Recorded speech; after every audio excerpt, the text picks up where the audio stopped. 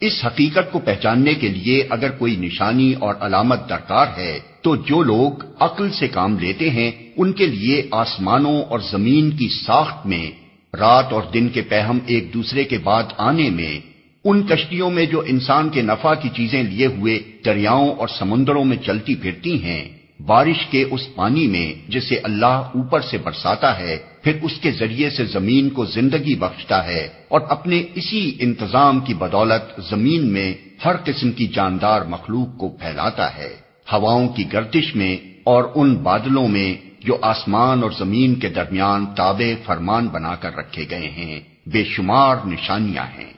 مگر وحدت خداوندی پر دلالت کرنے والے ان کھلے کھلے آثار کے ہوتے ہوئے بھی کچھ لوگ ایسے ہیں جو اللہ کے سوا دوسروں کو اس کا ہمسر اور مد مقابل بناتے ہیں، اور ان کے ایسے گرویدہ ہیں جیسے اللہ کے ساتھ گرویدگی ہونی چاہیے، حالانکہ ایمان رکھنے والے لوگ سب سے بڑھ کر اللہ کو محبوب رکھتے ہیں۔ کاش جو کچھ عذاب کو سامنے دیکھ کر انہیں سوچنے والا ہے وہ آج ہی ان ظالموں کو سوچ جائے کہ ساری طاقتیں اور سارے اختیارات اللہ ہی کے قبضے میں ہیں، اور یہ کہ اللہ سزا دینے میں بھی بہت سخت ہے۔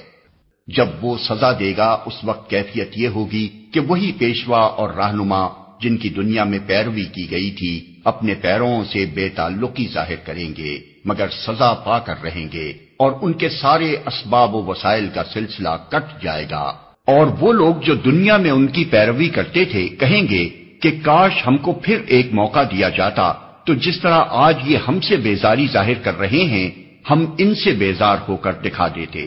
یوں اللہ ان لوگوں کے وہ اعمال جو یہ دنیا میں کر رہے ہیں ان کے سامنے اس طرح لائے گا کہ یہ حسرتوں اور پشیمانیوں کے ساتھ ہاتھ ملتے رہیں گے، مگر آگ سے نکلنے کی کوئی راہ نہ پائیں گے۔